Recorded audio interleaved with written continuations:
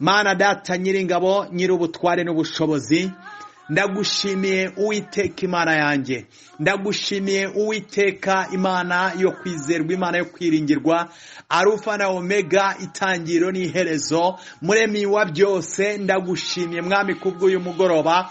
Mana, uyu mugoroba wemeye yuko Mwami Mana data wari ubikizi iki gihe, nubwo ngewe natungurwa, ariko Mwami wowe n'ijuru wari ubizi yuko uyu mwanya data ndi bukubera igikoresho imbere y'ishanga ryawe. Ndakwinginze murengezi wanjye, reka muri uyu mugoroba data ukore ku buzima bwanjye, naba ari ngewe uvuga, ahubwo kubaho kwawe Mwami reka kube ku buzima bwanjye. Ndakwinginze kugira ngo nkubere igikoresho kizima. Reka ijambo ryawe nk'uko igitabo cyawe kitubwira ngo ijambo ryawe ntabwo rizamanuka ubusa, ahubwo rizakora icyo waritumye kugira ngo rigisoze mu mbaraga zawe n'ibimenyetso.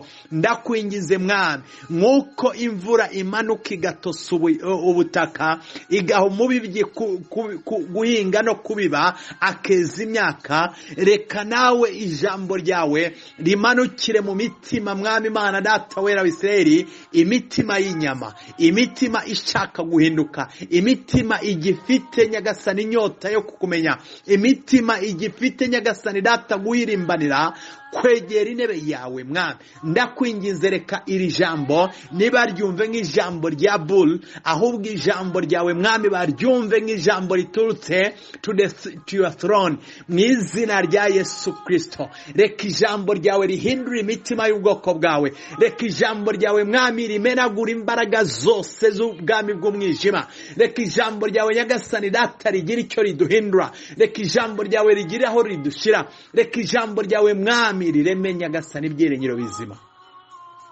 mu izina rya Yesu Kristo. Ndakwinginze Uwiteka Imana ikomeye, tegura imitima y'ubwoko bwawe.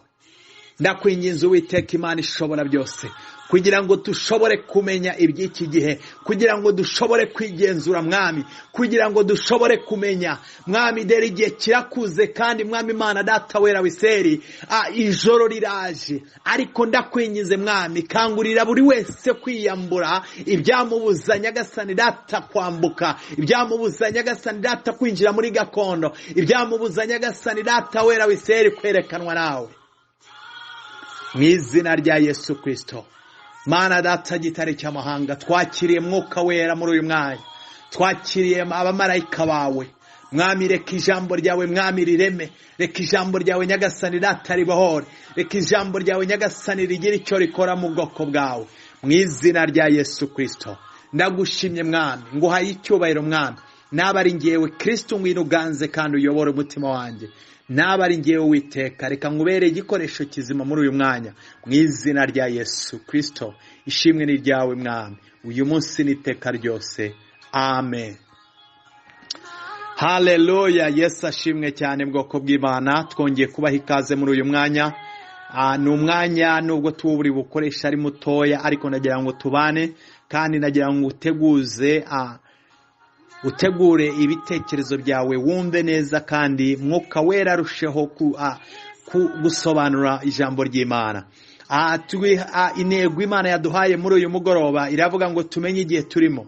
Torero ry'Imana, turi mu bihe bya nyuma, turi mu gihe gikomeye cyane, turi mu gihe buri wari wese akwiriye kugira amaso y'umwuka, turi mu gihe gikomeye cyane, buri wese akwiriye kwambara intwaro z'urugamba, turi mu gihe gikomeye cyane, buri wari wese akwiriye kuba amaso, gukangura umutima wawe, gukangura ibitekerezo byawe bwoko bw'Imana, kuko Satani nawe arimo arakora ku mugaragaro. N'itorero rikwiriye gukora ku mugaragaro, aho utuye bikwiriye kumenyekana yuko uri umwana w'Imana, aho ukorera, aho wirirwa, ubuzima bwawe bukwiriye kwerekana Kristo. Haleluya. Imana yacu ishimwe cyane.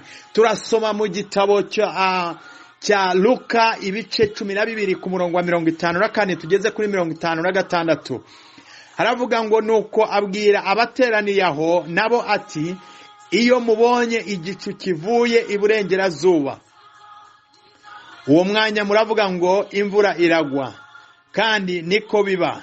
Niyo mubonye umuyaga uturutse ikusi, muravuga ngo haraba ubushuhe, kandi niko biba.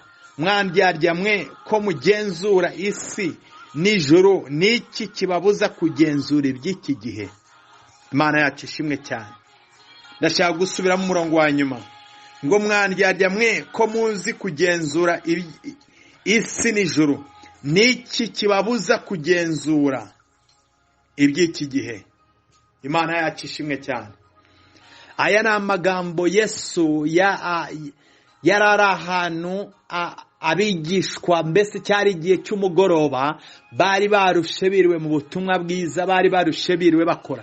Yesu barangije bamuzanira ibyo kurya ngo bamuzimane, ariko we arangije yabonaga yuko igihe atari icyo kuzimanwa, yabonaga yuko atari igihe cyo kurya, yabonaga yuko we kitari igihe gikwiriye yuko arya, ahubwo cyari igihe cyo kurangiza umurimo data cyangwa ise yamutumye. Imana yacu ishimwe cyane.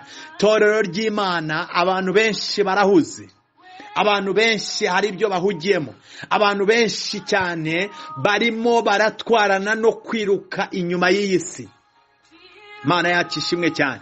Ijambo ry'Imana riratubwira ngo mubanze mushake ubwami bw'Imana no gukiranuka kwayo, ibindi byose muzabyongererwa. Bwoko bw'Imana, kwiruka ku by'isi nabyo ni byiza, ariko nagira ngo nkubwire ngo bifite iherezo byabyo, bifite kurangira kwabwo. Torero ry'Imana, tugeze mu gihe gikomeye cyane, tugeze mu gihe cyonyine cyo gusabwa kuba ufite ubwenge bw'Imana. Imana yacu ishimwe cyane. Ibyahanuwe byose byo kugaruka k'umwana w'intama byarasohoye byose, n'ibimenyetso dushobora kuba twavuga ngo ubutumwa bwiza kugera ku isi yose Imana yakoze uburyo bwose. N'ubu buryo turimo gukoresha mbere ntabwo bwari buhari. Imana ishimwe cyane. Ariko ndagira ngo ubwire ngo ubutumwa burimo buravugwa impande zose z'isi. Imana yaciye imiyoboro myinshi cyane. Imana yacu ishimwe cyane. Uyu munsi niba ndi Kigali ariko ndimo ndabwiriza umuntu uri muri USA, cyangwa ndimo ndavugana n'umuntu uri Canada ankurikiye muri uyu mwanya, ndagira ngo nkubwire ngo ni igihe cyo kugenzura igihe, bwoko bw'Imana. Yesu hano arimo arabwira ngo niba tuzi kugenzura iby'igihe, niba dushobora kugenzura yuko imvura ikubye igiye kugwa, cyangwa tubona yuko ari igihe cyo guhinga, tukamenya kubigenzura. Aya magambo Yesu yayavuze afite uburyo arimo kureba igihe, yayavuze abona yuko igihe misiyo yamuzanye cyari cyegereje. Torero ry'Imana, uburyo dukwiriye kureba isi cyangwa dukwiriye kureba ibihe, ntabwo ariko umwana w'isi akwiriye kubibona, ntabwo ari cyo gihe natwe dukwiriye kurebera mu ndororwamo y'abana b'isi bakwiriye kureba igihe. Bwoko bw'Imana, dukwiriye kumenya igihe. Ni igihe cya nyuma, turi mu gihe cyo gutandukanya icyo gutandukanya itorero no gutandukanya abana b'isi. Imana yacu ishimwe cyane. Turi mu gihe cyo kumenyekana itorero, turi mu gihe cyo kwerekana imbaraga z'Imana, ariko n'isi nayo irimo irakorana umwete, bwoko bw'Imana. Yesu hano yarimo ababwira yuko we uburyo ibihe barimo kubibona byo kurya cyangwa igihe cyo kumugaburira, we ntabwo ariko yakibonaga. Yabonaga yuko ari igihe cyo kugira ngo akore umurimo ise yamutumye. Imana yacu ishimwe cyane. Torero ry'Imana, mu mubwiriza mu bice bitatu hatwereka igihe. Hari igihe cyo kuvuka n'igihe cyo gupfa, hari igihe cyo kubiba n'igihe cyo gusarura, hari igihe cyo kurira n'igihe cyo guseka. Ariko ndagira ngo nkubwire ngo iki ni igihe, ndagira ngo igihe cya nyuma, igihe cyo itorero ririmo gutegurwa, bwoko bw'Imana. Bibiliya tubwira ngo imbaraga z'itorero rya nyuma rizaruta imbaraga z'itorero rya mbere, kandi imbaraga z'itorero rya mbere nta nubwo turarigeramo. Ariko ndagira ngo nkubwire ngo Imana irimo irategura ibihe byayo. Yesu ashimwe cyane. Ni igihe cyo gutegura ingabo z'urugamba. Ntabwo ari urugamba rw'umubiri, usibye yuko ntabwo ari urugamba rwo kuvuga ngo urugamba rwo kurwana, ariko ni urugamba rwo kurwana mu buryo bwo mu mwuka. Imana yacu ishimwe cyane. Bibiliya avuga ngo abanjye ndabazi, ngo kandi bariho ikimenyetso. itorero ry'Imana, ijuru ririmo rirashyiraho ibimenyetso ku itorero, ririmo rirashyiraho abahamya b'Imana bashobora kugaragara, bagiye kugaragaza imbaraga z'Imana muri iki gihe turimo kwinjiramo. Itorero ry'Imana biragusaba kugira ngo buri wari we wese yisuzume.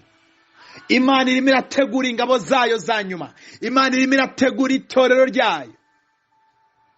Imana yacu ishimwe cyane.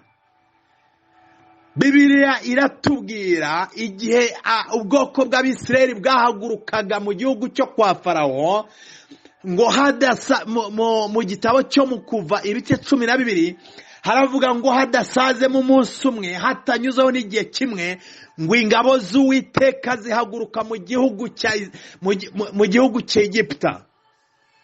Itorero ry'Imana, iki ni igihe cyo gutegura.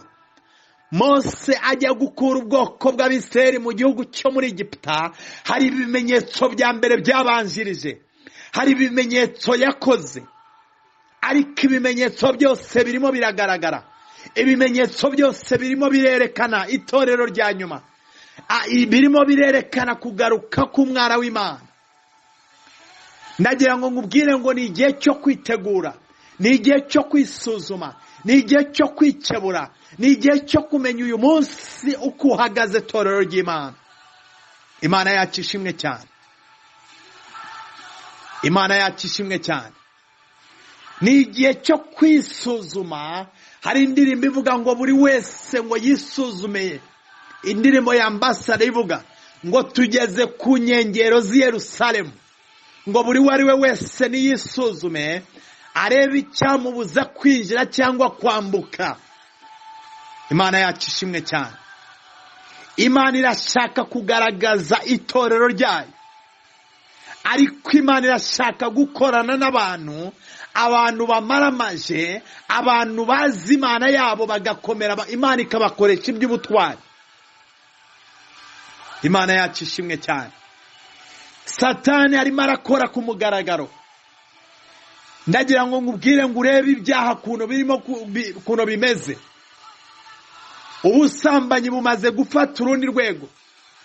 Ubutinganyi burimo burasaba uburenganzira bwabo kugira ngo habeho izo rights zo kumva yuko umuntu ashobora kusezeranwa n'ibitsina n'abantu bahuje ibitsina.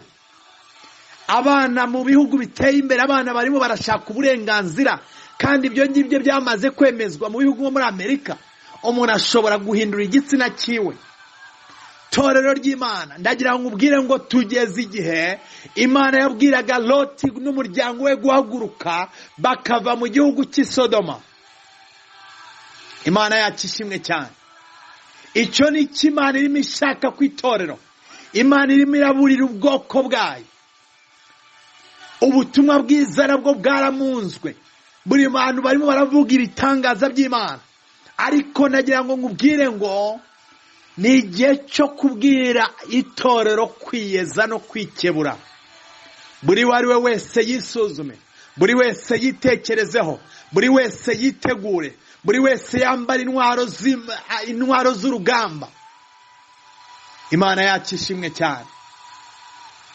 Itorero ry'Imana, ndagira ngo nkubwire ngo buri wese yikebure.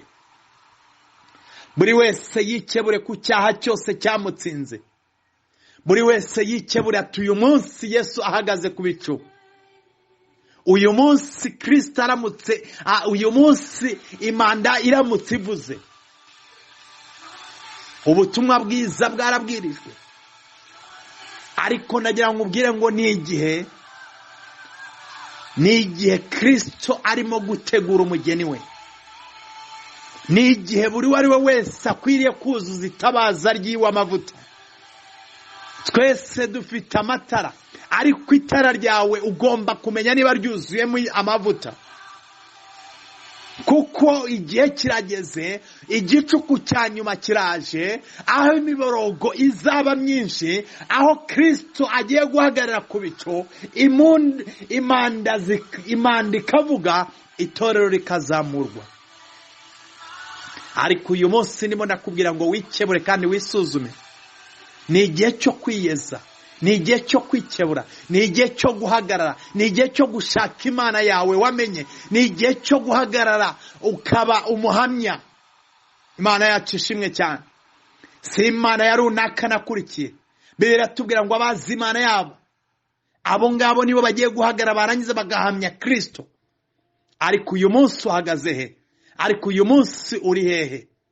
Imana irimo irashaka abantu bayo, ariko irimo irashaka itorero ryayo yarangiza ikaribura. Imana yacu ishimwe cyane.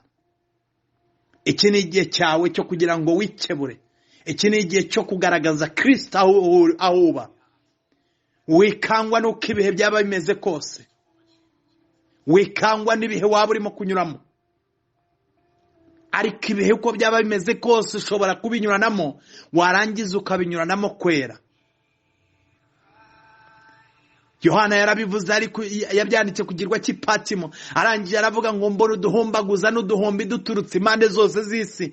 Ngo arangije ngo arabaza ngo abone bande, arangije ngo barambwira ngo abona abemeye kunyura mu isi barangiza bakayinyuranamo imihate yayo. Torero ry'Imana ni igihe cyo kunyura muri iyi si, nubwo isi irimo iratwereka yuko iri bize, kandi niko binameze. Hari ibihugije itorero byinshi, tekinoloji irimo irajya ku rwego ruhambaye, ariko ndagira ngo ubwire ngo ibishusho by'amaso ni byinshi, ariko ndagira ngo ubwire ngo wemere kunyura muri iyi si, ariko uyinyurane mu bushake bw'Imana. Nyura muri iyi si kandi uyinyurane mu bushake bw'Imana, ukiranukire Imana. Wemere kunyura muri iyi si, ariko uyinyurane mu bushake bw'Imana. Nubwo bwasharira, nubwo bwaba bumeze gute, ariko uharanire gusingira icyo Kristo yagufatiye. Torero ry'Imana, turi mu gihe cya nyuma. Torero ry'Imana, tugeze ku iherezo. Utekereze ku cyo impamvu Imana yagushize ahangaha kuri uyu muyoboro. Hari impamvu torero ry'Imana, hari impamvu Imana yongeye gukora ikintu cya unity. Imana yongeye kongera, Imana irimo iragarura ubusabane, Imana irimo irarema itorero ryayo rya nyuma, irimo irongera guhuza imiryango, irimo irongera kugira ngo torero ry'Imana, nagira ngo ubwire ngo ukwiriye kugira amaso y'umwuka, ukwiriye kugira ibitekerezo nk'ibya Kristo, ukamenya iki ngiki ni ukubera iki. Wikirebera muri runaka wagiteguye, wikirebera muri nuza waba waragiteguye. No, ntabwo ari iyo mpamvu. Menya kubera iki habayeho guhuzwa kwa apostle ziri mu Rwanda na apostle ziri muri Uganda. Hari impamvu. Wijya ku mpamvu zindi, ariko hari impamvu Imana iba yarateguye icyo kintu. Yoboza Imana ibitekerezo byawe. Kubera iki Imana ihisemo yuko kino kintu kiba? Hari impamvu Imana irimo gukora icyo kintu. Imana irimo irahuza itorero ryayo, Imana irimo irahuza ingabo zayo. Satani nawe arimo arakora ku mugaragaro.